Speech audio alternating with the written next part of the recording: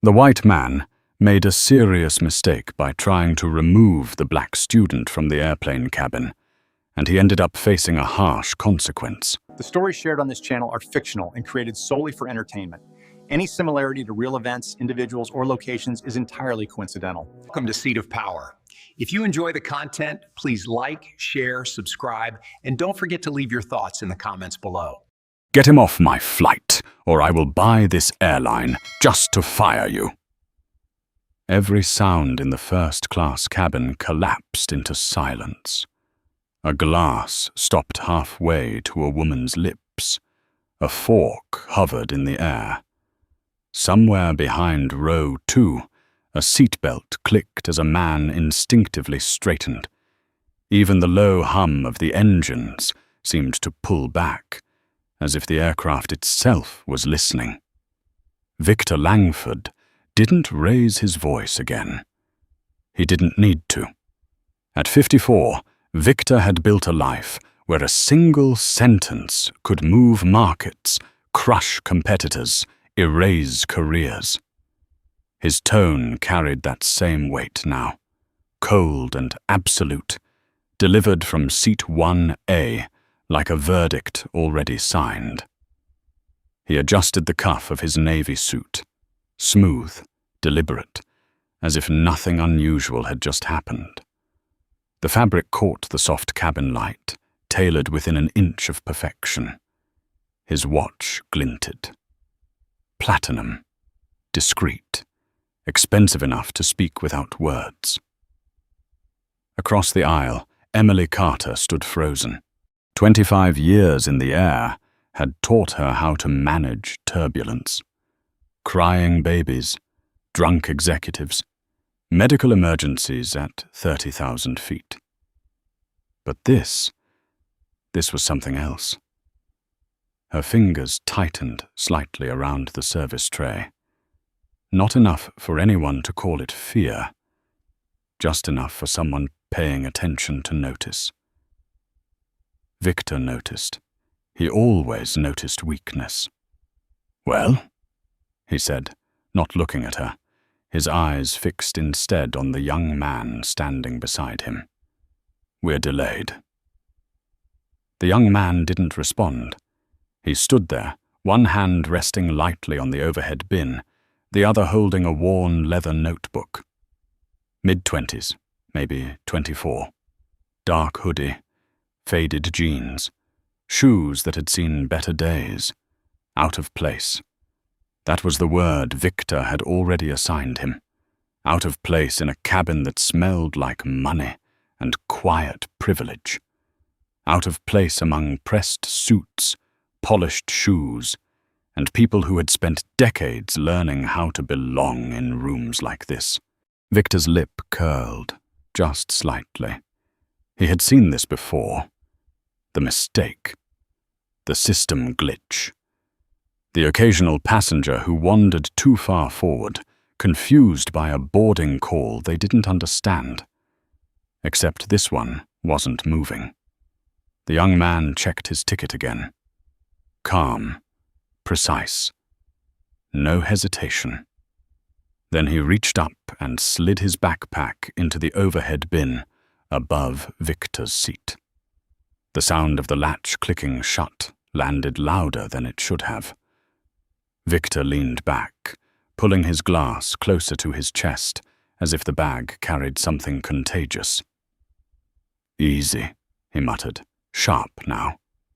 You're in the wrong section." The young man paused, not startled, not embarrassed. Just paused, then he looked down. His eyes were steady. Tired, maybe. There were faint shadows beneath them. But there was something else, too. Something controlled. Focused, like a man who had learned how to stand still under pressure. "This is my seat," he said. His voice was low. Even. No edge. No apology. Victor blinked once. Then he laughed. Short, dry, humorless. "That's not possible." He reached out without asking and snatched the boarding pass from the young man's hand. The motion was quick, casual, entitled. The kind of movement that assumed permission was already granted. Emily shifted her weight. "Sir." Victor didn't look at her. He scanned the ticket. His eyes moved once, twice, then stopped. Passenger name, Marcus Reed. Seat 01B, class first. The silence deepened. Victor stared at the paper like it had betrayed him. It didn't fit. Nothing about this kid fit. The hoodie, the posture, the quiet, the lack of awareness of where he was standing, who he was standing next to. Victor handed the ticket back with a flick of his wrist, like it had offended him. "There's been a mistake," he said flatly. "System error." Marcus smoothed the crease Victor had left in the paper. A small movement. Careful, precise, like he valued things that weren't easily replaced. "I don't think so," he said. Victor's jaw tightened. "It happens," he continued, standing now, tall, controlled, filling the narrow space between the seats with practiced dominance. They overbook. They upgrade people they shouldn't. "But this," he gestured, vague but cutting, "this is ridiculous." A man in row 2 lowered his newspaper. A woman by the window leaned slightly, just enough to see without being obvious. Emily stepped forward, her voice measured. "Mr. Langford, I've checked the manifest. Mr. Reed is assigned to this seat." Victor turned his head slowly. That was new. "No," he said. "You're telling me this is correct?" Emily held his gaze. Not challenging, not submissive. Just steady. "Yes, sir." Victor exhaled through his nose, a quiet sound. Controlled, dangerous. "Look at him." The words landed heavier than a shout. Emily didn't respond. She didn't need to. Everyone had already looked. Marcus stood still, hands relaxed, shoulders loose. He wasn't shrinking. He wasn't posturing either. Just present. Victor leaned closer, lowering his voice just enough to feel intimate, just enough to make it worse. "This cabin is for people who have work to do. Sensitive work. I can't have someone like this looking over my shoulder." Marcus's expression didn't change. "I'm not interested in your work," he said. "I just want to sit down." "Sit down," Victor repeated, a sharp edge breaking through. "You can sit in the back." The words hit the air like a slap. Emily inhaled quietly. Around them, phones began to appear. Subtle at first. A screen angled here. A camera lens peeking out there. The world was watching now. Victor didn't see it. He was too focused on being right. Marcus reached for the armrest of seat 1B, calm, unhurried. He lowered himself into the seat, buckled in, just like he belonged there. Victor stared at him. Something flickered behind his eyes. Not doubt, never doubt. Something closer to irritation, disruption. The kind that could not be solved with money. Not immediately. He pressed the call button. Once, twice, 3 times in rapid succession. The chime cut through the cabin. Emily closed her eyes for half a second. When she opened them, she already knew this wasn't going to end quietly. And Marcus Reed, sitting in seat 1B with a worn notebook resting on his knee, already knew something else entirely. This wasn't the beginning of a confrontation. It was the beginning of a collapse, just not his. Victor Langford had never learned how to lose. The idea itself felt foreign, unnatural, like gravity reversing mid-flight. He sat back slowly, but not in surrender. Never that. It was the controlled retreat of a man recalculating, not conceding. His fingers tapped once against the armrest. Then again, a quiet rhythm. Precision. Pressure contained just beneath the surface. Across from him, Marcus Reed opened his notebook. No theatrics, no reaction, just a pen sliding across paper. Victor watched that movement longer than he intended to. It bothered him. Not the notebook, not the writing. The calm. It didn't fit the narrative he had already written in his head. The one where this kid would shrink, apologize, retreat back to wherever he came from. But Marcus didn't shrink. He wrote. The soft scratch of ink against paper was almost inaudible. But in the suffocating silence of the cabin, it carried. Victor leaned slightly toward the aisle, voice low, controlled, meant to sound casual, but edged with something sharper. You're enjoying this? Marcus didn't look up. No, he said. One word. Flat. No emotion to grab onto. Victor's jaw tightened. He shifted in his seat, adjusting his jacket again, though it didn't need adjusting. His eyes moved around the cabin, taking inventory. People watching. Pretending not to watch. A few faces quickly turning away when he met their gaze. He knew this moment. He had lived in moments like this his entire life. The difference was, he was always the one in control. Always. He leaned back further, lifting his glass, taking a slow sip of scotch. The burn hit his throat, grounding him. Familiar. Predictable. Unlike this. Emily, he said, not raising his voice, but ensuring it carried. She stepped forward immediately. Professional instinct. Composure restored, at least on the surface. Yes, Mr. Langford? I want this documented. Her expression flickered, just slightly. Documented, sir. Yes.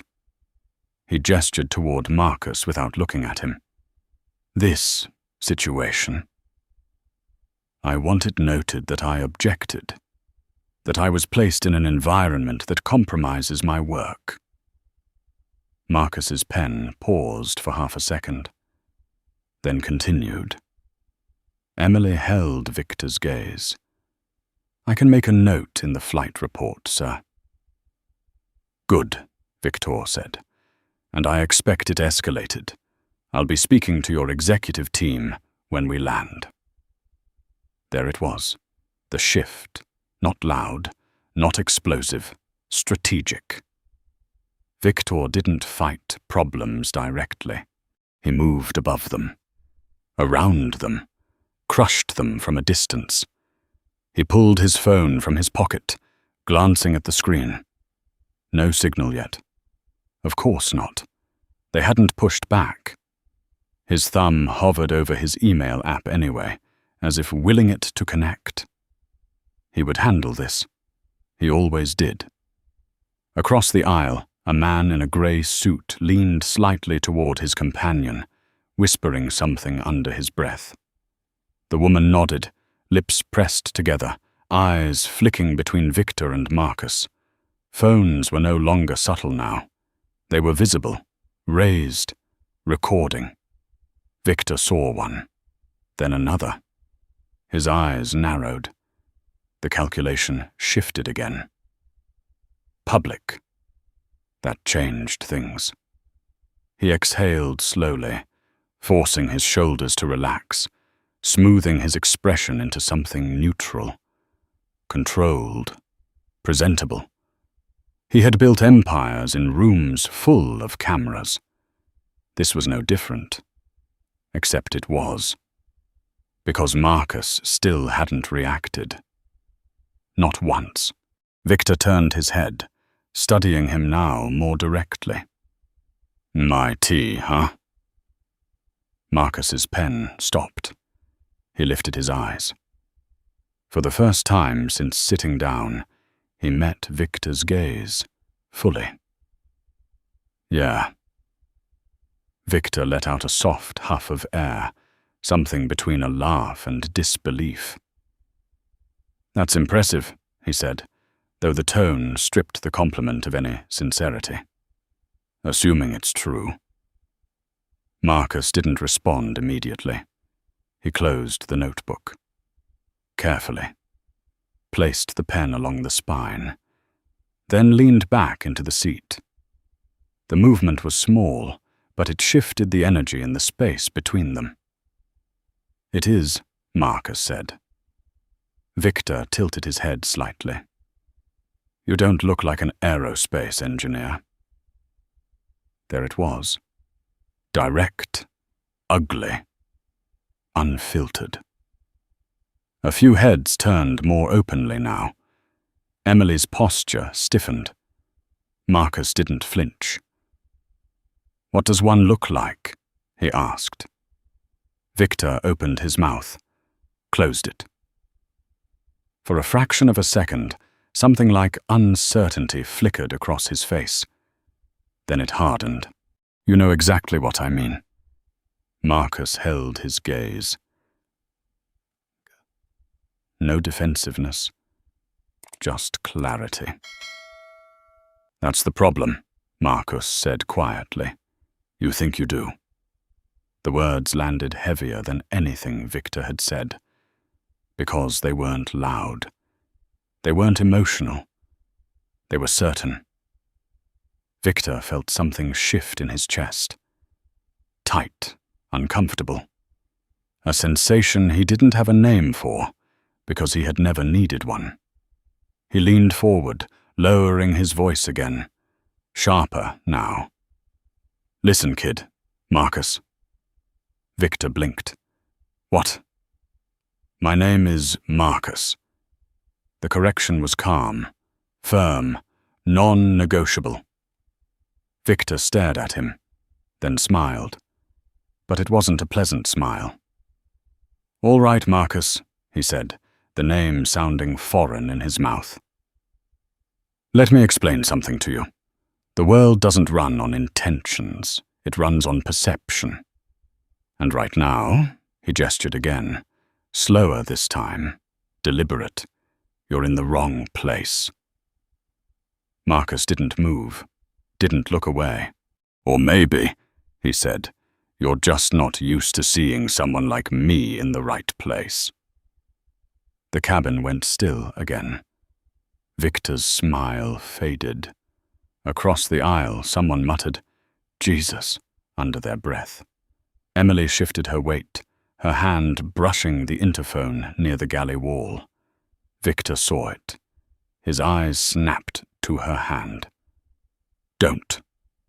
The word came out low, controlled, dangerous. Emily froze. Her fingers hovered inches from the device. Victor leaned back slowly, eyes still on her. We're not escalating this, he said. Not yet. Not yet. The implication hung there, heavy. Marcus watched the exchange, quiet, observing, always observing. Victor turned his attention back to him, something colder settling into his expression now. Not irritation, not even anger. Strategy. You have no idea who you're sitting next to, Victor said. Marcus tilted his head slightly. Okay. The response was so neutral, it almost felt like indifference. Victor's lips pressed into a thin line. "I built a company from nothing," he continued. "I control supply chains that keep entire industries alive. Governments call me when they have problems they can't solve." Marcus nodded once. "That's impressive." The words were polite, but empty. Victor heard it, felt it. It landed like dismissal. "And you think that matters here?" Marcus added. Victor stared at him. Something in his chest tightened again. Different this time. Sharper. Because for the first time in a long time, someone wasn't impressed.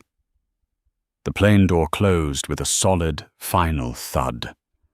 The sound echoed through the cabin, sealing it, trapping everything inside. Victor leaned back in his seat, eyes locked on Marcus. Marcus leaned his head against the seat, eyes closing for a moment, as if the entire conversation had already ended for him. And that was what Victor couldn't stand. Not the defiance, not the words, the peace. Because Victor Langford had spent his entire life forcing the world to move around him. And for the first time, the world wasn't moving. It was waiting. And somewhere, beyond the closed cockpit door, a man named Captain Daniel Brooks was listening to every word. The interphone rang once, sharp, out of rhythm with everything else. Emily didn't hesitate this time. Her hand moved. Quick, decisive. She lifted the receiver, turning slightly toward the galley to shield the call, but not enough to hide the tension in her shoulders. "Flight deck," came the voice. Calm, controlled, familiar. "Captain," Emily said, her voice low but steady. "We have a situation in first class." Victor watched her. Every movement, every word. He leaned back, folding one leg over the other, as if this were already beneath him. As if this call was just another step in a process he would ultimately control. Marcus remained still, eyes closed, breathing slow. But he wasn't resting. He was listening. "Go ahead," Captain Brooks said. Emily exhaled softly. "Passenger in seat 1A. Victor Langford. Verbal confrontation. Escalating. He's demanding removal of the passenger in 1B. A pause. Short. Measured. "Any physical contact?" the captain asked. Emily hesitated. Just for a fraction of a second. Victor saw it. "Emily," he said quietly, a warning wrapped in calm. She ignored him. "Yes, Captain," she said. He grabbed my wrist when I attempted to call earlier. The air shifted, not visibly, but everyone felt it. Victor's expression didn't change, but something behind his eyes hardened. "Understood," Captain Brooks replied. His voice dropped slightly, the tone tightening. "Who's in 1B? Emily turned, her gaze landing on Marcus. For the first time, there was something different in her expression. Not uncertainty. Recognition. "It's Marcus Reed, Captain." Silence. Longer this time, the kind that stretches just enough to make people notice. Victor leaned forward slightly, his fingers resting on the armrest, his body language tightening without him realizing it. "Say that again," the captain said. "Marcus Reed," Emily repeated. Victor frowned. Something in that name had landed. Not with him, but somewhere else, on the other end of that line. Marcus opened his eyes. Slowly. Not startled, not tense, just aware. "I see," Captain Brooks said. The words were simple, but the tone was not. It carried weight now. History. Emily swallowed. "He's requesting that Marcus be removed. He's—" She hesitated again, choosing her words carefully. "He's made several inappropriate remarks." Victor let out a quiet breath through his nose. "Inappropriate," he repeated under his breath, almost amused. Across the aisle, a woman shifted in her seat, her phone still raised, capturing everything. "Emily," the captain said, "do not engage further. I'll handle it." "Yes, Captain." She lowered the receiver slowly, turned. Victor was already watching her. "Well?" he asked. Emily didn't answer immediately. She stepped forward instead, placing herself between the two men, her posture straighter now, firmer. "The captain is aware of the situation," she said. Victor smiled. Small, confident. "Good," he said. "Then we can resolve this quickly." Marcus glanced at her, not questioning, just noting. Emily met his eyes briefly. Something unspoken passed between them. Then she stepped back. The cabin held its breath. The cockpit door opened. Not abruptly. Not dramatically. Just enough. Then wider. Captain Daniel Brooks stepped through. 60 years old, broad shoulders, movements precise. Every inch of him carried the kind of authority that didn't need to announce itself. The 4 stripes on his shoulders caught the cabin light. But it wasn't the uniform that commanded attention. It was the way he walked, direct, unhurried, certain. Victor stood immediately. Of course he did. Power recognized power.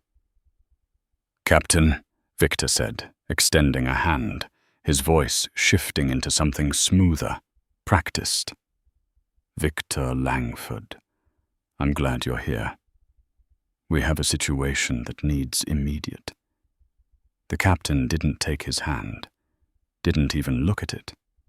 He walked past it, closed the distance, stepped into Victor's space, close enough that Victor had to lean back slightly. It was subtle, but everyone saw it. "Mr. Langford," Captain Brooks said. His voice was calm, level, but it carried through the entire cabin. "You are delaying my aircraft." Victor blinked. Once. The script had shifted. "I'm delaying." He let out a short laugh, gesturing toward Marcus. "No, Captain. He's the issue. He doesn't belong here." "I've explained." The captain raised a hand. Not aggressively. Not forcefully. Just enough. Victor stopped. The silence deepened. Captain Brooks turned his head slightly. His eyes landed on Marcus. For a moment, the tension broke. Not for everyone, just for them. A small nod, barely noticeable, but unmistakable. Marcus nodded back. Relief didn't show on his face, but it settled somewhere deeper. The captain turned back to Victor. "Marcus Reed is exactly where he is supposed to be." The words landed clean. Final. Victor's expression tightened. "You're choosing him over me?" he asked, disbelief creeping into his voice, despite his effort to contain it.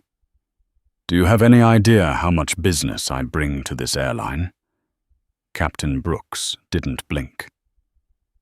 I'm choosing order, he said.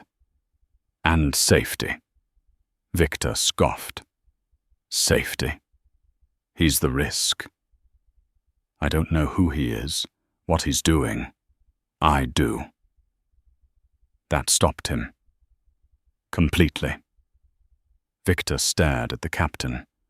Something cold settled into his chest. What? He said. I know exactly who he is, Captain Brooks repeated. The cabin felt smaller, the walls closer. Victor's confidence flickered, just for a second. Then he recovered. Then you know this is ridiculous, he said, pushing forward again. I am a global partner. I spend millions every year. You're risking that for what? The captain interrupted. Victor opened his mouth. Nothing came out, because for the first time, he didn't have the answer ready.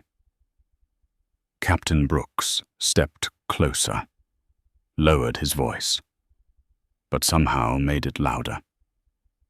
You touched a member of my crew. The words were no longer calm. They were controlled anger, the kind that didn't need volume to carry weight. Victor's throat tightened. That was unacceptable.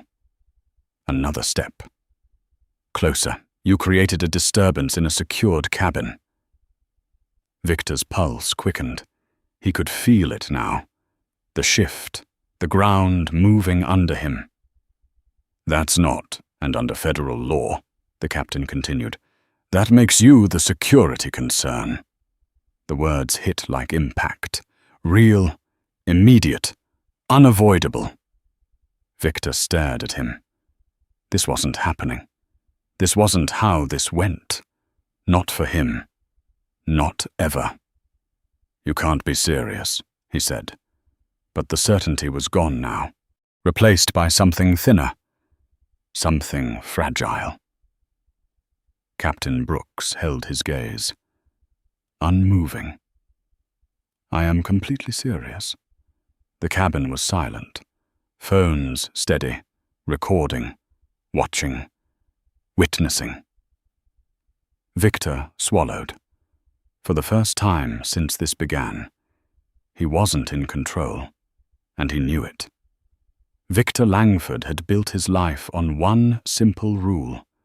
When pressure rises, you push back harder.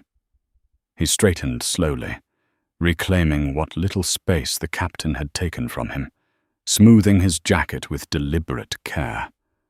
The movement was controlled, almost surgical, as if restoring order to a world that had momentarily slipped out of alignment. You're making a mistake, he said. No anger now. Just certainty. The kind that had closed billion-dollar deals and buried entire companies without a second thought. Captain Brooks didn't move. I don't make those, he replied. Victor's jaw flexed. You don't understand who you're dealing with, Victor continued, lowering his voice, leaning slightly forward, forcing intimacy into the exchange. I have direct lines to your board, your executives. I can have your wings stripped before this plane even lands. The words were quiet, but they carried. Across the aisle, someone shifted, a phone tilted for a better angle. A breath caught in the back row. Marcus watched, not with curiosity, not with fear, with recognition. He had seen men like this before. Men who mistook leverage for identity. Men who thought power was permanent. Captain Brooks exhaled slowly. For a moment, something older moved behind his eyes. Not anger. Not even frustration. Memory. I flew combat missions over Baghdad, he said, his voice dropping, not for effect, but because it didn't need volume. While you were inheriting your father's company. Victor blinked. The sentence didn't land immediately, but when it did, it cut deeper than anything shouted. I don't scare easily, Mr. Langford. The cabin tightened again. Victor felt it. The shift. This wasn't a negotiation. It wasn't a misunderstanding. It was a line. And he was standing on the wrong side of it. Still, he pushed. Then you're going to regret this, he said, the edge creeping back in, sharper now, less controlled. Because I don't lose. I don't forget. And I don't forgive people who cross me. Captain Brooks held his gaze, unblinking. Then he raised 2 fingers. Simple, clear, final. You have 2 options. Victor didn't speak, didn't move, but every muscle in his body coiled tighter. Option 1, the captain continued. You sit down. You remain silent. You do not speak to my crew. You do not speak to Mr. Reed. You do not so much as look in their direction for the duration of this flight. The words landed like restraints. Victor's chest tightened. The idea of silence, of compliance, of being told what to do in front of witnesses. It burned. Option 2, Captain Brooks said, lowering his hand slightly. You gather your belongings. You exit this aircraft, and you will be met at the jet bridge by Port Authority officers. A pause. Not long. But long enough. You will be arrested for assaulting a flight crew member and interfering with the operation of a commercial aircraft. The words didn't echo. They settled. Heavy. Permanent. The kind that didn't disappear once spoken. Victor stared at him. Something inside him cracked. Not visibly. Not dramatically. But enough. Because this wasn't a bluff. He knew bluffs. He had built his empire calling them. This wasn't one. Across the aisle, a man in his 60s lowered his glasses slowly, his expression shifting from curiosity to something else. Something closer to judgment. A woman in the second row stopped pretending to check her phone. Her camera was steady now, focused. The moment had changed. This wasn't a confrontation anymore. It was a fall. Victor felt it. The drop. Not physical. Something deeper. Pride. Control. Identity. He looked at Marcus. Really looked at him. For the first time. Not the hoodie. Not the shoes. The stillness. The absence of reaction. And something clicked. Too late. He looked back at the captain, then at the open aisle, then at the cabin door. Freedom or humiliation. Leave, and the story ends here. Stay, and the world watches. Victor swallowed. The decision wasn't about right or wrong. It was about optics, always optics. The Davos meeting, the merger, the cameras. He couldn't leave, not like this. Fine, he said. The word scraped on the way out. He dropped back into his seat, harder than necessary, the leather creasing under the force. His hand shot to the seatbelt, pulling it across his body with a sharp snap, locking it in place like a final act of defiance. But this isn't over.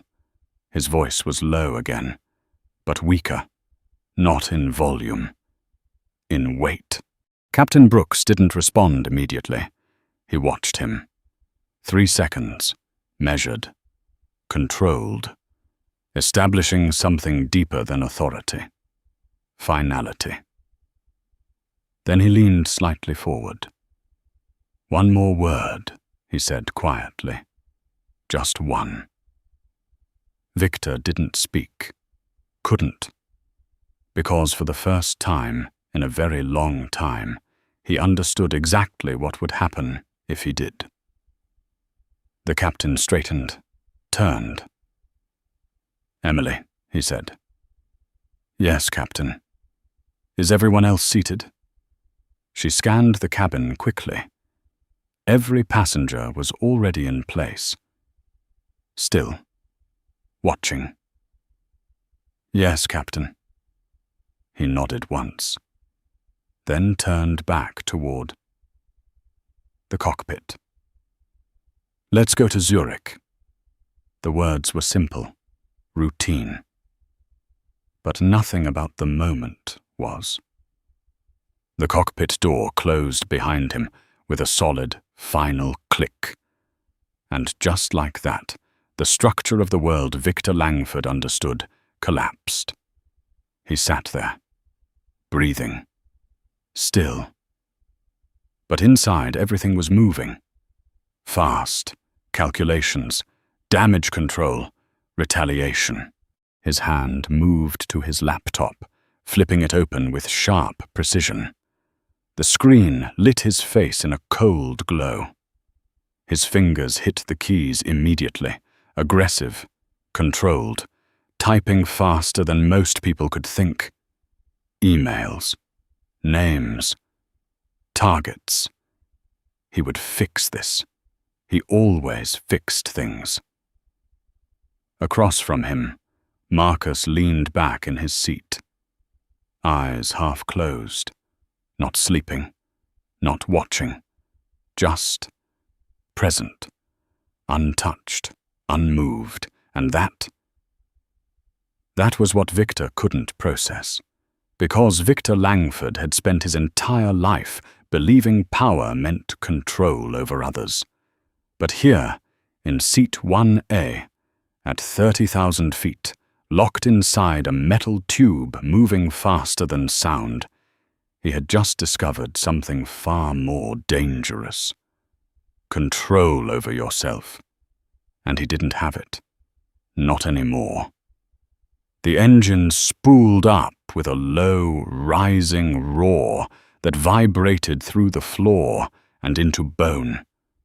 The cabin lights dimmed a fraction. The world outside the windows blurred into streaks of grey and white as the aircraft began to push back. Victor Langford didn't look out. He stared at the screen in front of him, fingers moving fast, sharp, precise, like he could outpace what had just happened. Subject line, immediate action required. He typed without hesitation. Michael Ross, his lead counsel in New York. A man who didn't just interpret the law. A man who weaponized it. Victor's jaw set as he wrote. Incident on-board flight to Zurich. Captain Daniel Brooks. Threatened arrest. Crew misconduct. I want everything on him. Medical history, flight record, complaints, find leverage. He paused. His eyes flicked sideways. Marcus was still reading, still breathing like none of this mattered. Victor's fingers resumed.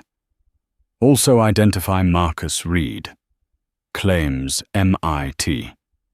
Verify credentials. Find vulnerabilities. Scholarships, funding sources. I want pressure points. He hit send. The message sat in the outbox.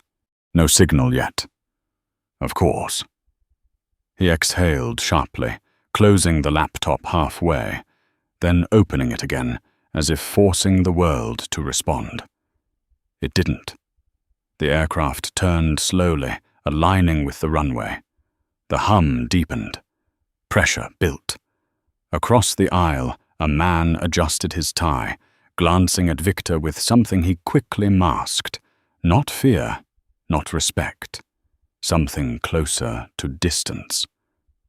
Victor saw it, felt it, and hated it. "Seatbelts, please," Emily's voice carried from the galley, calm, controlled, as if the last 20 minutes hadn't fractured the entire cabin. Victor leaned back, forcing his shoulders to relax, his expression neutral, composed. He had done this before. Crisis management, narrative control. This would pass. It always did. The engines surged. The aircraft lunged forward. Acceleration pressed bodies into leather seats, pinning everyone in place as the runway rushed beneath them. Victor welcomed it. The force, the speed. Something he could feel, measure, control. Unlike the silence beside him, Marcus closed his notebook again. Carefully. Always carefully. He placed it on his lap, his fingers resting lightly on the cover, as if anchoring himself to something deeper than the moment. Victor glanced at it, then at him. "You think this is over?"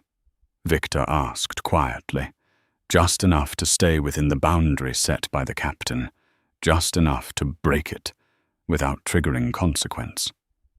Marcus didn't look at him. "No," he said.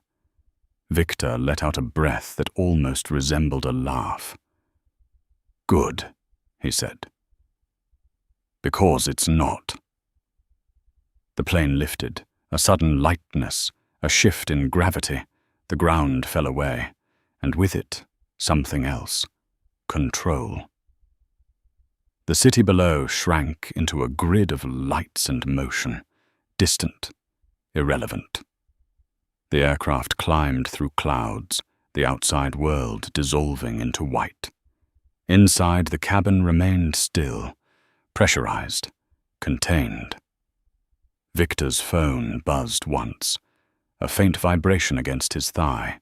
He pulled it out instantly. No signal, just a system notification. He stared at the blank bars in the corner of the screen. Waiting. Needing. For connection. For control. He slipped it back into his pocket, irritation flickering across his face before he smoothed it away. Across the aisle, a woman adjusted her glasses, her gaze lingering on him longer than before. Not curiosity now. Assessment. Victor recognized that look. He had used it himself, on people he was about to dismantle. He turned his head slightly, met her eyes. She didn't look away. That was new. Victor's fingers tightened against the armrest. The seatbelt sign dinged softly, a polite chime, mocking. No one moved, no one spoke. The silence had weight now, different from before. Not anticipation, judgment. Marcus reached for the call button, pressed it once, a single soft chime. Emily appeared almost immediately. Professional, consoled, but her eyes moved first to Victor, then to Marcus. "Mr. Reed," she said gently. "Can I get a ginger ale?" Marcus asked. His voice was the same, steady, unchanged. Emily nodded. Of course. She turned, walked away. The interaction was simple, normal, routine. And that was what unsettled Victor more than anything. Normal. As if the last hour hadn't happened. As if the lines hadn't been drawn. As if the world hadn't shifted. "You're calm," Victor said. Marcus didn't respond. Emily returned, placing the glass on the tray table with quiet precision. Ice clinked softly against the sides. Anything else? She asked. Marcus shook his head. No, thank you. She hesitated for half a second, then added, Let me know if you need anything. The words were standard, but the tone wasn't. It carried something else now. Respect. Victor saw it. His chest tightened. Emily turned away. Victor leaned slightly toward the aisle again, keeping his voice low, controlled. Enjoy it while it lasts, he said. People like you don't stay in places like this for long. Marcus picked up the glass, took a sip, set it down, then turned his head. Finally, fully. Met Victor's eyes. There was no anger there, no challenge, just clarity. People like me built places like this, Marcus said. The words didn't rise, they settled. Deep. Victor felt them, didn't understand them, but felt them. His jaw worked silently. The engines leveled. The climb eased. The plane stabilized. Cruising altitude. 30,000 feet above everything that mattered. And yet everything that mattered was happening right here. Victor looked away first, back to his laptop, back to the illusion of control. He opened a new message, typed faster, harder, as if force alone could bend reality back into place. But the outbox remained full, the signal still dead. And across from him, in seat 1B, Marcus Reed leaned back, eyes half closed, breathing slow, untouched by the storm building around them. Because Marcus knew something Victor didn't. This wasn't a conflict. It wasn't even a confrontation. It was momentum. And once it started, it didn't stop. Not for money. Not for power. Not for men like Victor Langford. And somewhere, far below them, the first cracks had already begun. The Wi-Fi light flickered once, then steadied into a weak, fragile signal. Victor saw it before anyone else. His laptop refreshed. A single bar of connection appeared, then another. Slow, hesitant, like the system itself was unsure whether to trust him with access again. Victor leaned forward immediately, fingers already moving, reopening the email window. The outbox still held his messages like loaded weapons waiting for a trigger. Send. Nothing. Send again. The spinning icon turned, lagging, reluctant. Victor exhaled through his nose, tension coiling tighter in his chest. Come on, he muttered. Across from him, Marcus didn't move, didn't look, but he noticed the slight shift in Victor's breathing, the urgency behind controlled hands, the way power, when delayed, starts to feel like weakness. The first email went through. Victor saw the confirmation, a small notification. Sent. Relief hit him, fast and sharp. Good. Now it begins. He leaned back, just slightly, reclaiming a fraction of the authority he had lost. His fingers hovered over the keyboard, ready for the replies that would follow. Calls, orders, movement. That was how his world worked. Cause, effect, pressure, response. He waited. 10 seconds. 20. Nothing. The cabin remained quiet, the low hum of the engines filling the space between thoughts. Victor refreshed again. Still nothing. A faint crease appeared between his brows. He didn't like silence, not this kind. Then a vibration. His phone. He grabbed it instantly, a message from Karen Mitchell, his head of communications. Victor opened it. The words hit harder than turbulence. "Call me immediately. Do not speak to anyone. This is critical." Victor frowned. That wasn't right. Karen didn't panic. She controlled panic. He typed quickly. "What happened?" The message sat. Sending. Waiting. The connection stuttered. Failed. Victor's jaw tightened. He refreshed again. Another notification appeared. Then another. Emails. Multiple. Subject lines flashing across the screen. Urgent. Call me. We have a situation. Victor opened the first one. "Michael Ross, we have a major exposure issue. Video circulating. Need to contain immediately." Victor blinked.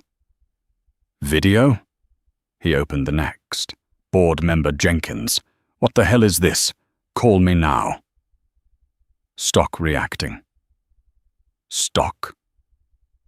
The word landed heavier than everything else. Victor's chest tightened. He clicked the attachment. The video loaded slowly, frame by frame, grainy at first, then clear. Too clear. His own face filled the screen, angled from across the aisle, purple with restrained anger. His voice, sharp, cold. "Get him off my flight, or I will buy this airline just to fire you." The sound of it, different, outside his own head. Ugly. Victor stared. The video continued. Emily's voice. Marcus standing. Victor's hand grabbing her wrist. The moment stretched in high definition. Unavoidable. Uneditable. The cabin around him disappeared. All he saw was the screen. All he heard was himself. The tone, the words, the certainty, the entitlement. He stopped the video. Too late. He had already seen enough. Victor's breathing shifted. Not fast, not panicked, but deeper, heavier, processing, recalculating. He looked up, slowly, scanning the cabin. Faces turned away too quickly. Phones lowered just a fraction too late. The woman in seat 2A. Still watching him. Not with curiosity, not even judgment anymore, with confirmation. Victor's eyes narrowed. It was her. He knew it. She didn't look away, didn't flinch, just held his gaze. Calm, clinical, like she had already made her decision. Victor's stomach tightened. He looked back at the screen. Another message came through. Karen again. It's everywhere. Social media, news picking it up. You need to say nothing until we respond. Victor felt something cold slide down his spine. Everywhere? No, that wasn't possible. Not this fast. He opened his browser, typed his own name. The page loaded. Slow. Then, results. Thousands. Headlines, clips, images. His face. Everywhere. Victor Langford trending. Racist incident on flight. CEO meltdown. The words blurred together. He clicked one. Another angle. Another clip. His voice again. Louder this time. Clearer. Stripped of context, stripped of control, the narrative was no longer his. Victor closed the laptop halfway, then opened it again, as if shutting it would undo what he had seen. It didn't. Marcus took another sip of his drink. Set it down. Quiet. Unbothered. Victor looked at him. Really looked this time. Not as a problem. Not as a mistake. But as a factor. A variable he had miscalculated. "You planned this," Victor said quietly. Marcus didn't react. "No," he said. Victor leaned forward. "You're telling me this just happened?" Marcus turned his head slightly, met his eyes again. "It always happens," he said. The words landed differently now. Not as a challenge, as a statement. Victor felt the shift again, deeper this time, because for the first time, he wasn't ahead of the situation. He was inside it, and it was moving faster than he could control. Another vibration. His phone. More messages. More calls. He didn't check them. Not yet. Because for the first time in decades, Victor Langford understood something he had never needed to before. The moment had already passed, and whatever came next was no longer his to shape. Outside the window, the sky stretched endlessly, calm, unchanging. Inside the cabin, everything had already begun to collapse. The first tremor didn't come from the plane. It came from the numbers. Victor watched the screen as they shifted in real time, small at first, then sharper, then undeniable. Pre-market indicators flickered beside his company's ticker, dipping, correcting, dipping again. Red, then deeper red. He refreshed. Again. The delay over the Atlantic made every second feel stretched, distorted, like time itself was buffering. Another message came through. Karen Mitchell. Media escalation confirmed. Major outlets picking it up. Do not respond.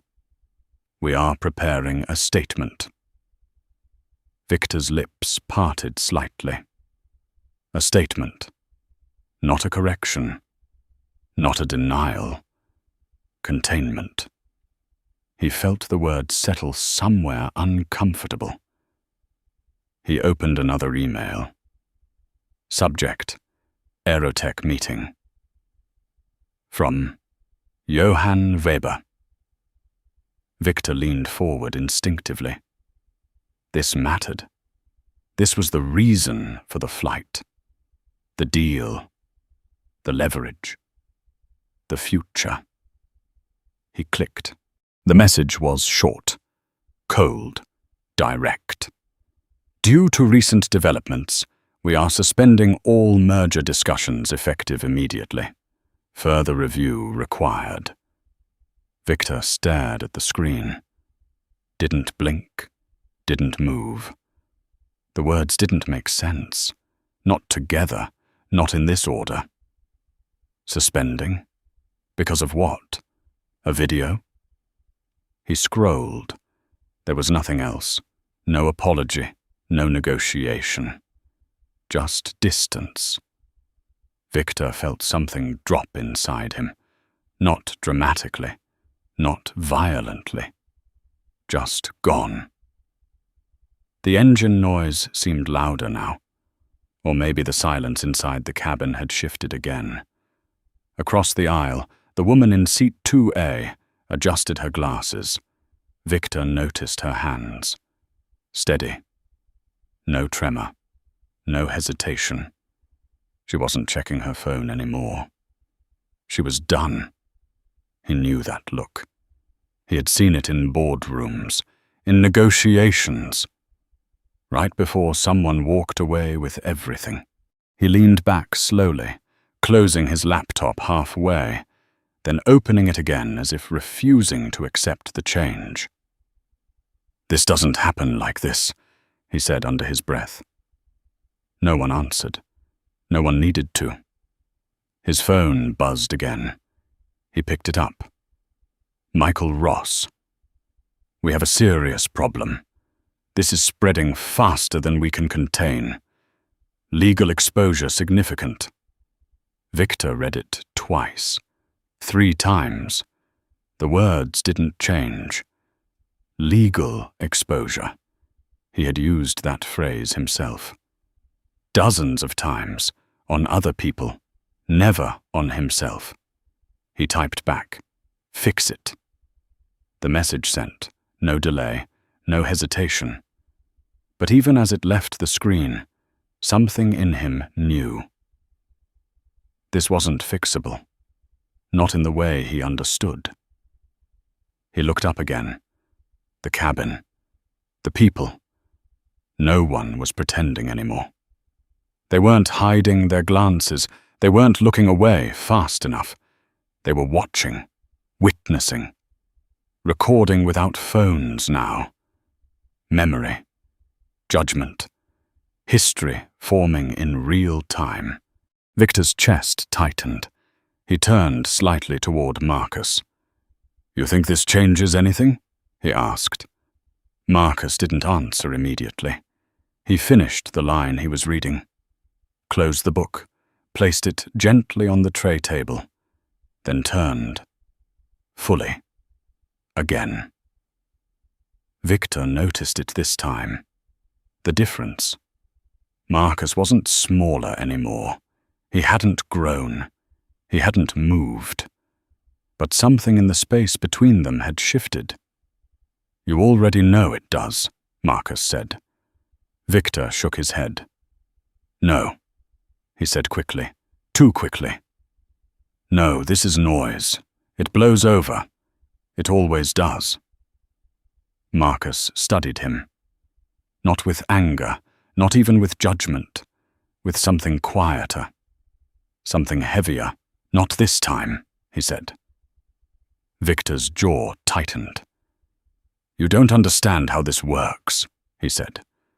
"I've been through worse than this. I control the narrative." Marcus's expression didn't change.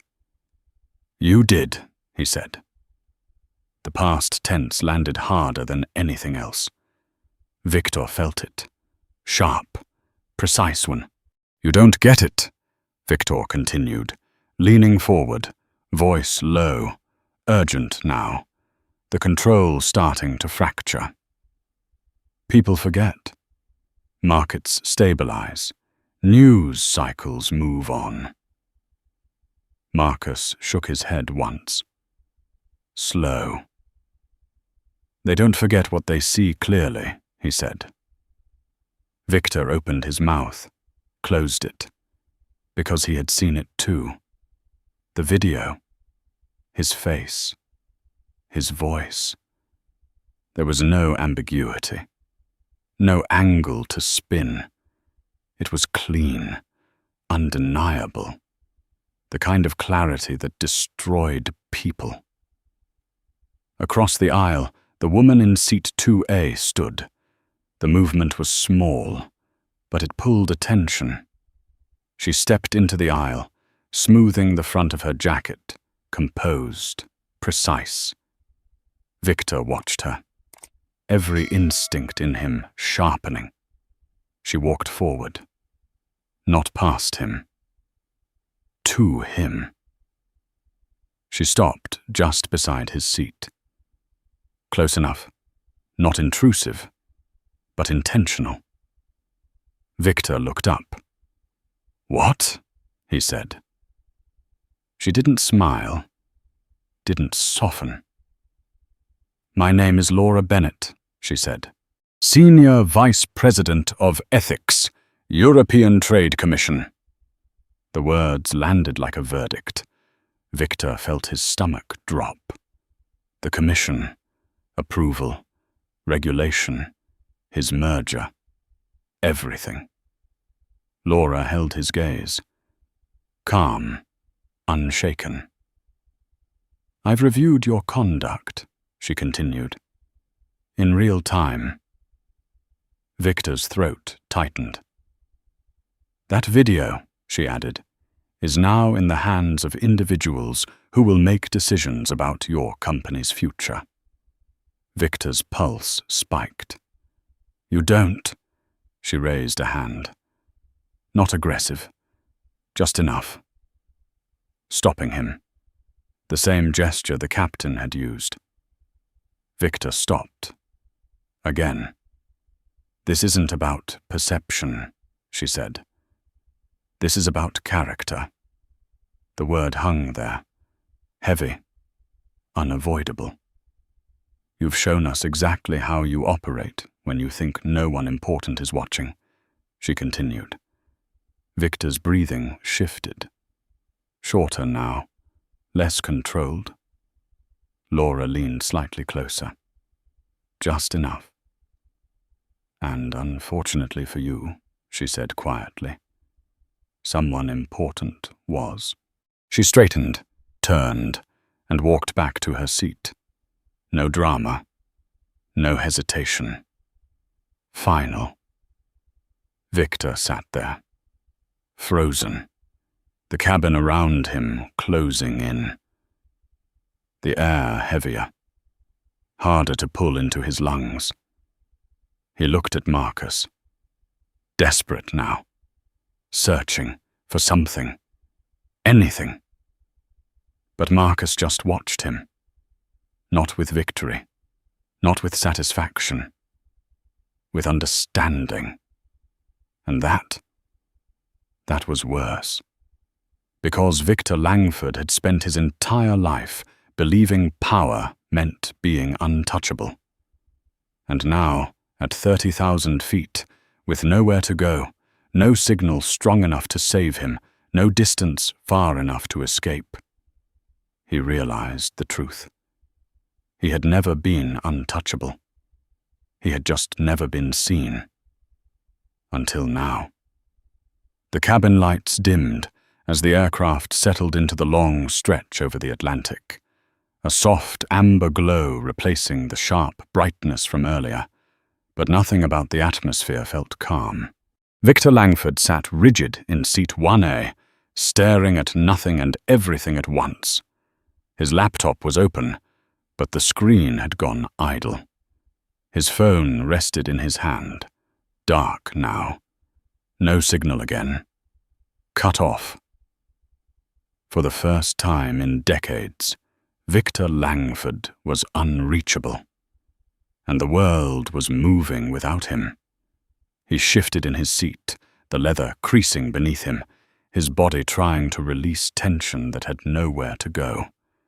His fingers tapped once against his thigh, then stilled. He didn't like stillness. Stillness meant waiting. Waiting meant losing ground. Across from him, Marcus Reed had reclined his seat slightly, eyes closed again, his breathing even, controlled, as if the chaos surrounding them had no claim on him. Victor watched him, longer this time, studying, searching. "How?" Victor asked quietly. Marcus didn't open his eyes. "How are you sitting there like this?" Victor pressed. "After everything that just happened." Marcus exhaled slowly, then opened his eyes. There was no irritation there, no fatigue, just patience. "I've been in rooms where people decided who I was before I spoke," he said. "This isn't new." Victor frowned. "That's not what I meant." "I know," Marcus said. He shifted slightly, turning just enough to face him. "You're asking how I'm not reacting," he continued. Victor didn't deny it. Because reacting would give you what you want, Marcus said. Control. The word landed again. Control. Victor's jaw tightened. I had control, he said. Marcus studied him. Past tense again. Victor heard it, felt it, hated it. You think a video changes that? Victor asked, the edge returning, thinner now but still sharp. You think a few headlines take everything I built? Marcus didn't answer immediately. He looked out the window. Nothing but darkness. Endless. Then back at Victor. No, he said. But it reveals what was already there. Victor's fingers curled against the armrest. That's a nice line, he said. Doesn't mean anything. Marcus didn't argue. He didn't need to. The silence did it for him. Victor looked away first. Again. His phone vibrated suddenly. A sharp, violent buzz that cut through the cabin. Signal. Brief. Unstable. But enough. Victor unlocked it instantly. Messages flooded in. Dozens. Then hundreds. Names he recognized. Names he respected. Names that never reached out unless something was wrong. Board members, investors, partners. He opened one. Stock down 12% pre-market. Another. Emergency board call scheduled. Another. We need to discuss your position. Victor's breathing changed. Faster now. Shallower. He refreshed again. The signal flickered, dropped, returned, like the world was glitching. He opened the market app. The numbers updated. Red. Deeper red. The drop accelerating. Victor felt it in his chest, not as panic, as pressure, crushing. He looked up. The cabin was the same. Quiet. Contained. Unchanged. But everything outside it was collapsing, and he couldn't reach it. He couldn't touch it. He couldn't fix it. The plane had become a sewer. Marcus watched him, said nothing. Victor leaned forward suddenly, his voice low but urgent, the control finally slipping at the edges. This is temporary, he said. It stabilizes. It always stabilizes. Marcus didn't respond. Victor pushed harder. You don't understand markets, he said. You don't understand how this works. It dips, it rebounds. People overreact. Still nothing. Victor's voice sharpened. Say something. Marcus held his gaze. What do you want me to say? He asked. That you're wrong, Victor snapped. Marcus shook his head slowly. I don't think that would help you. The words hit harder than any insult, because they were true. Victor leaned back abruptly, his body hitting the seat with more force than intended. He dragged a hand down his face. For a moment, just a moment, the mask slipped. Not completely, but enough. Enough for the people watching to see the crack. Across the aisle, Laura Bennett observed quietly, her expression unchanged, her hands folded neatly in her lap. She had seen this before, the moment when power realizes it is no longer absolute. It doesn't explode. It fractures. Victor picked up his phone again. No signal. He tried to reconnect. Nothing. He set it down, picked it up again. The motion repetitive now. Compulsive. As if pressing harder would force connection back into existence. It didn't. The cabin remained silent, the engine steady, the sky outside endless. And inside that silence, Victor Langford began to understand something he had never allowed himself to consider. There are moments you cannot negotiate your way out of. There are consequences that do not respond to pressure. There are systems that do not recognize your name. He looked at Marcus again. Different this time. Not as an obstacle, not as a mistake, as something else. "What do you want?" Victor asked quietly. Marcus blinked. The question seemed to surprise him. "What?" "You heard me," Victor said. "What do you want out of this?" Marcus studied him. Longer now. Measuring. Not the words. The man. Then he answered. "I didn't want any of this," he said. Victor frowned. "That's not how this works." Marcus shook his head. "That's exactly how it works," he said. "You created it." The words landed clean, unavoidable. Victor felt them settle, heavy, permanent. He looked down at his hands. For the first time, they weren't steady, just slightly. But enough. The plane moved forward through the dark sky, untouched by what it carried. And inside it, Victor Langford sat into silence, surrounded by witnesses, cut off from the world he controlled, watching that world begin to burn without him. And there was nothing he could do to stop it. The descent began with a subtle shift, almost imperceptible, a gentle tilt that pressed bodies slightly forward in their seats. Victor Langford felt it immediately. Not the movement of the plane, the weight of what was waiting below. The seatbelt sign chimed softly, polite, almost indifferent to the storm that had built inside the cabin. Outside the window, the darkness had softened into a cold grey, the first hint of Zurich's morning pressing through the clouds. Victor hadn't slept, not even for a minute. He sat upright, shoulders stiff, eyes hollow but alert, staring at a screen that had long since stopped giving him anything useful. The Wi-Fi had died hours ago. No messages, no updates, no control. Just silence. The kind that forces a man to sit with himself.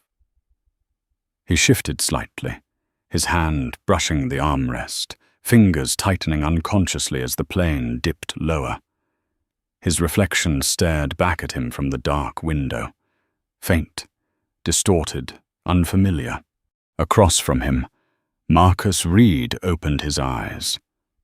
Calm, rested, as if the night had passed normally. Victor noticed. Of course he noticed. Everything about Marcus unsettled him now. Not because he was loud, because he wasn't. Because nothing about him had changed. The plane broke through the cloud layer. The ground appeared. Grey buildings, wet pavement. Order. Reality. Victor swallowed. The engine softened, the pitch changing as the aircraft aligned for approach. The cabin stirred slightly now. Passengers shifting, straightening jackets, checking watches. Quiet preparation for arrival. Life resuming. Except not for him. The intercom crackled, a brief hiss of static. Then, "Ladies and gentlemen, this is Captain Brooks from the flight deck." The voice filled the cabin. Controlled, measured. But different now. There was something in it. Not just professionalism.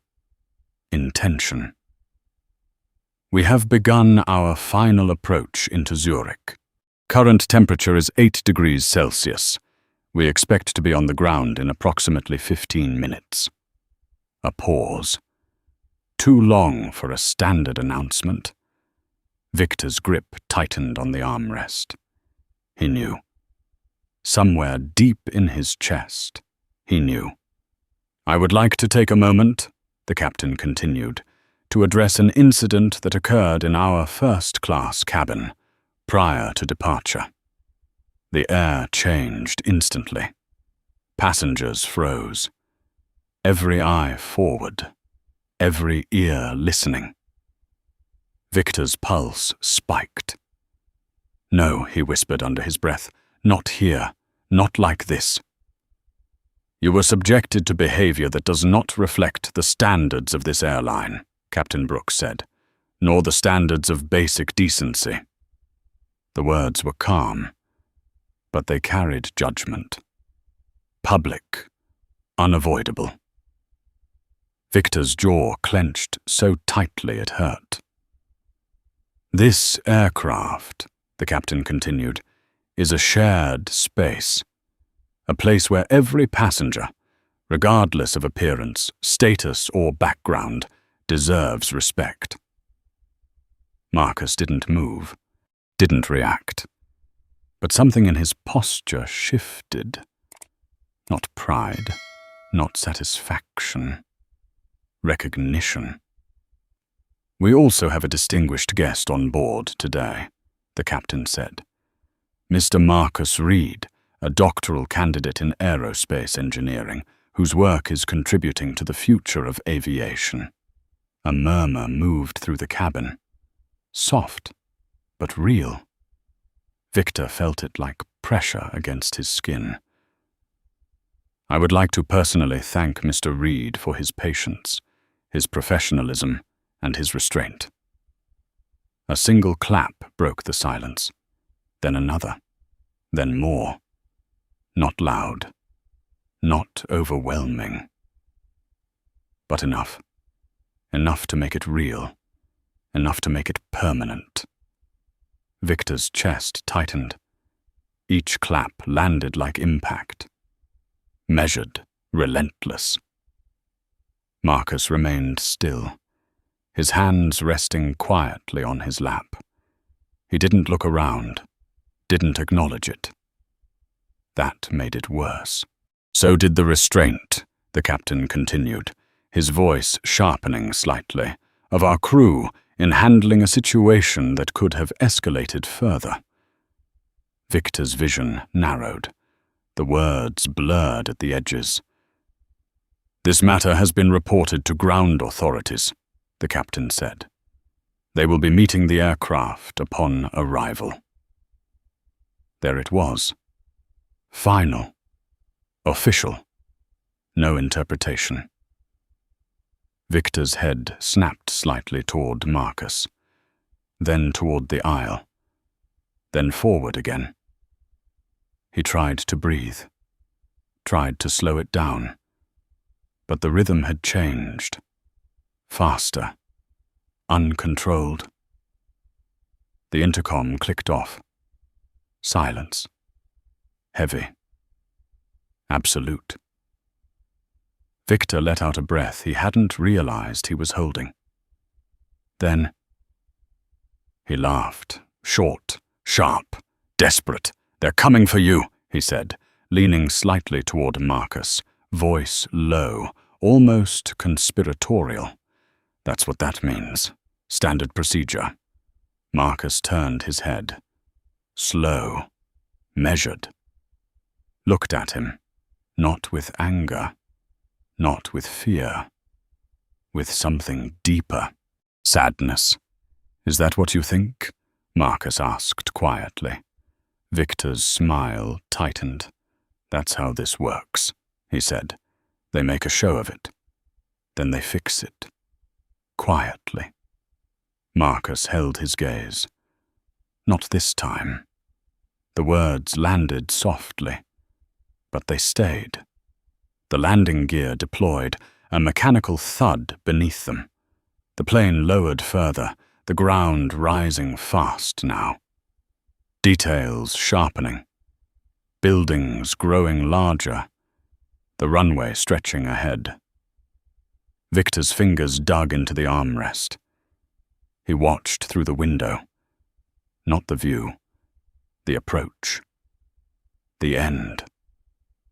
The wheels hit onto the runway, hard, a jolt that ran through the entire aircraft. Reverse thrust roared, a violent deceleration that pushed everything forward.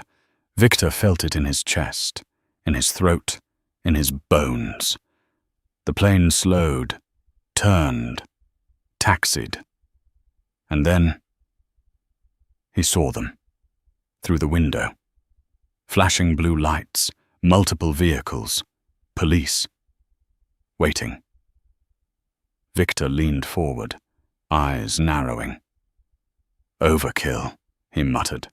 His voice sounded different now, thinner, less certain. The plane came to a stop. The engines wound down. Silence returned. The seatbelt sign remained on. No one moved. No one spoke. Victor unbuckled immediately. Of course he did. He stood, grabbing his briefcase, stepping into the aisle before anyone else could. Blocking it, claiming space. Control. One last time. "Stay seated," Emily's voice rang out from the galley. "Please remain seated." Victor ignored her. He adjusted his jacket, straightened his posture, prepared. The door opened. Cold air rushed in. Sharp, real. Footsteps on the jet bridge.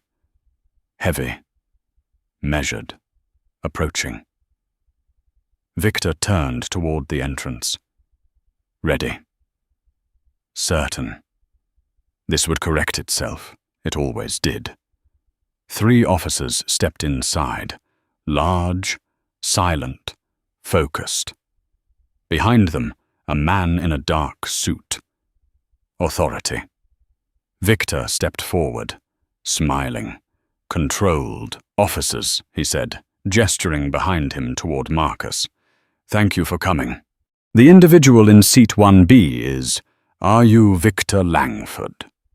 The question cut through him. Victor blinked. "Once." "Yes," he said. The officer stepped closer. "Turn around." Victor frowned. "I'm sorry." "Turn around and place your hands behind your back." The words didn't register. Not immediately. Victor's mind tried to process them, reframe them, reject them. "This is a mistake," he said. The officer didn't respond. He moved. Fast, precise. Victor felt his arm seized, twisted, pressure, pain, real, immediate. The world snapped into focus. "Wait!" Victor's voice cracked, sharp now, uncontrolled. "You're arresting the wrong person. That man. You are under arrest," the officer said, his tone flat, practiced, unmoved. "For assaulting a flight crew member and interfering with a commercial flight." The words hit like impact. Final, irreversible. The cuffs clicked, loud, echoing.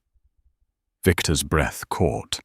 He looked around, desperate, searching for someone, anyone, to stop this, to fix it, to recognize him. But no one moved. No one spoke. And Marcus Reed sat in seat 1B, watching quietly as Victor Langford lost everything he thought he owned. The sound of the handcuffs didn't echo for long, but it stayed. It stayed in the air, in the silence, in the faces of the passengers who had watched the entire arc unfold from arrogance to collapse without leaving their seats. Victor Langford didn't resist at first, not because he accepted it, because he couldn't process it. His body moved, guided by force, not intention. His arm twisted behind his back, his balance broken just enough to remind him how fragile control really was. The polished leather shoes that had walked into boardrooms with absolute authority now stumbled against the narrow aisle. "This is a mistake," he said. But the words had changed. They no longer carried command. They carried desperation. "I'm telling you, you've got the wrong person." The officer didn't answer. Didn't need to. The law didn't negotiate tone. Victor looked around again, searching for recognition, for intervention, for someone to say his name the way it used to be said. But the faces around him were still watching, measuring, remembering. Across the aisle, Laura Bennett stood slowly, her posture straight, composed, untouched by the tension that still hung in the air. "I am prepared to provide evidence," she said to the officer, her voice calm, precise, cutting through the moment with surgical clarity. Video documentation of the incident, including verbal abuse and physical contact with crew. Victor turned toward her, his expression cracking further. "You," he said, breath uneven now. "You saw what happened. You know this is, I saw everything," she replied. No hesitation, no softness, just truth. And I will be forwarding it to the appropriate authorities. Victor's shoulders dropped. Just slightly, but enough. Because that was the moment he understood something deeper than consequence. This wasn't a misunderstanding. This was a record, permanent, unalterable. The officers guided him forward, step by step, down the aisle. Every movement slower than it should have been, every second stretching longer than time could explain. The same aisle he had claimed, the same space he had controlled, now reduced to a path he had no power to leave. His eyes caught Marcus again, for a fraction of a second, and something passed between them. Not victory, not defeat. Recognition. Victor saw it.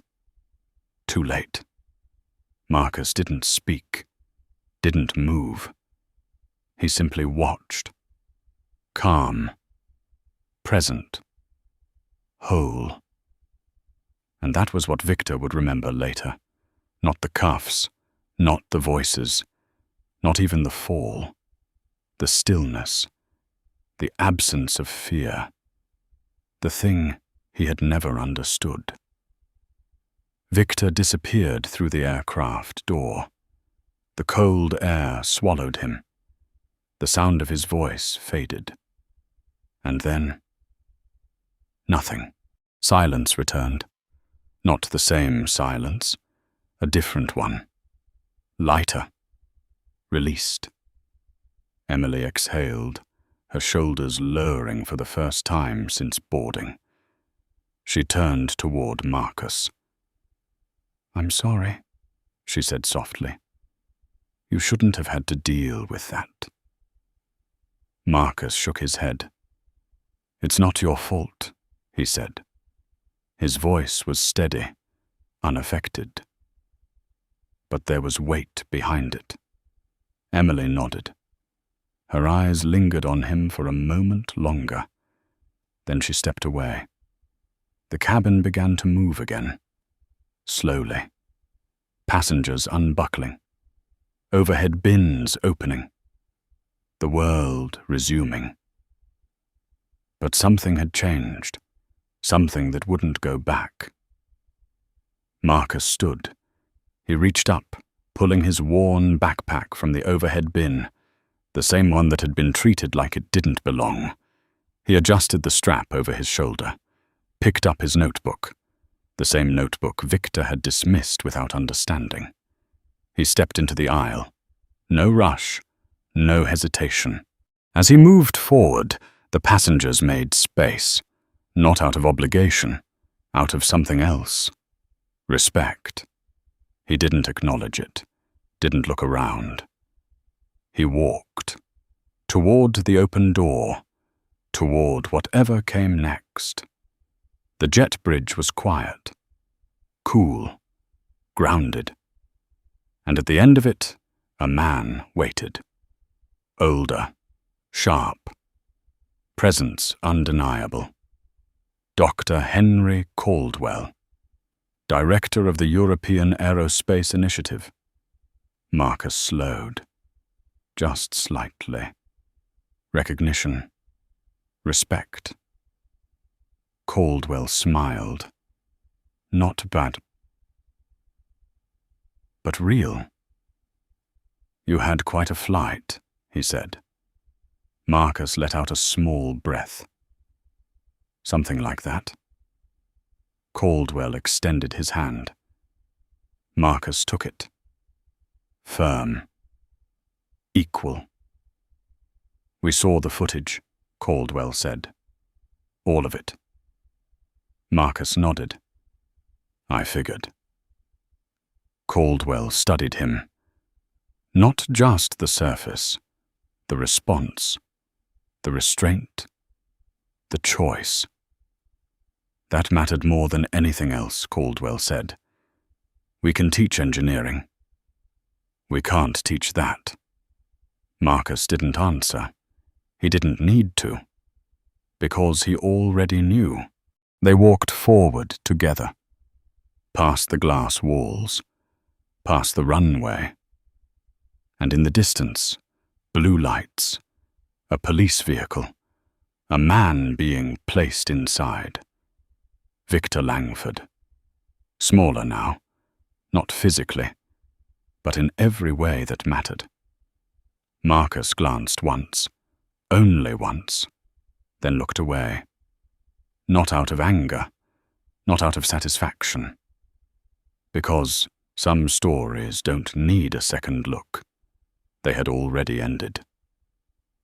Years later, people would talk about that flight, not as an incident, as a turning point, a moment when power met consequence in a place where no one could escape it. Victor Langford would lose everything, his company, his influence, his access. The world he built would continue without him. And Marcus Reed would build something new, something better, something that didn't need to prove itself by tearing others down. Because in the end, power was never about who you could remove from a seat. It was about who you could remain when everything was taken away. If this story stayed with you, if it made you think about the kind of world we choose to build and the kind of people we choose to be, take a moment to like this video, subscribe to the channel, and leave a comment with 3 words that describe what you felt watching this unfold.